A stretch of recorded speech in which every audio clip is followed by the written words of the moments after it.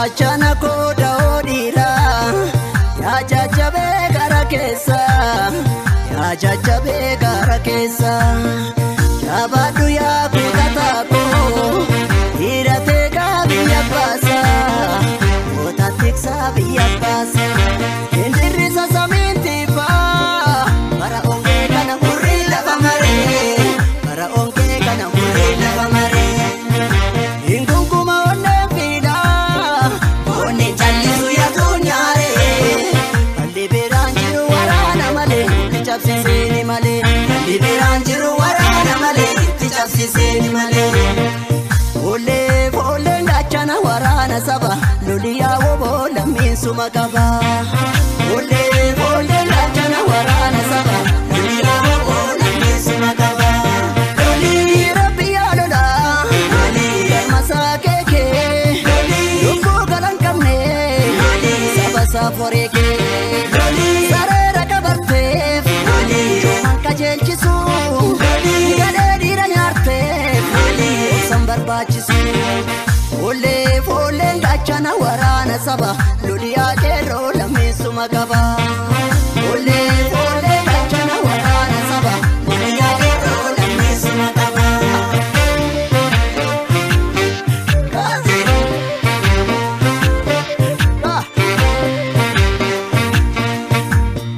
shimala gomalo shimala dirri kabate bokisu I abba kabadini rorisu shimala gomalo atina rade situeka ani sumana no firraeka shimala gomalo eri ambarso kapson tatu baka machote ti kuftin katu shimala gomalo farmata dira dira kalesu jirangaraf se na balesu shimala gomalo eni biya ba ekufe kufisa igabda biya pasa tiksa shimala gomalo shimala dirri kabate bokisu biya pa kabadini rorisu onni pila sangindira irrimpila ilmondira warana male warani male warana male warani male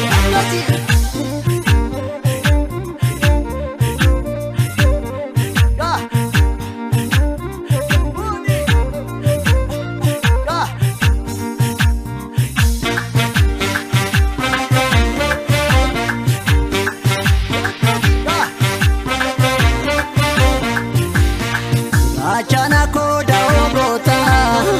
ya la fogara sododo ya la fogara sododo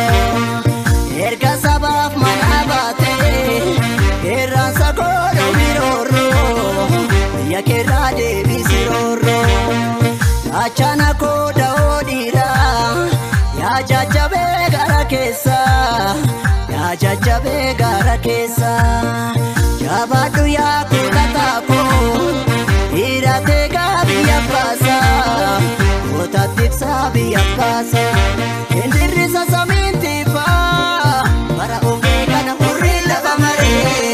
para onge kana murila bamare ingunguma onne vida onne challisu ya dunyare aliberanjiru warana male tichapsiseni male aliberanjiru warana male tichapsiseni male ole ole ndachana warana saba luliya wobo laminsu makaba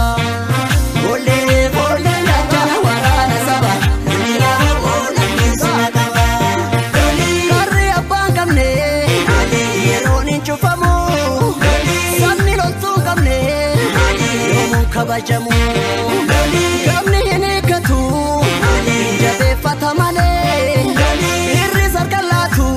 loli warega male ole ole ndachana warana saba luliya wobo laminsu makaba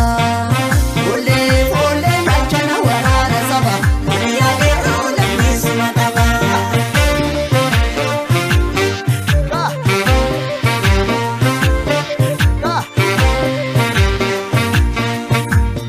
shimala gomalo shimala dirri kabate bokisu abbaa qabadini roorisu shimala komaalo shinika iyyite ikungota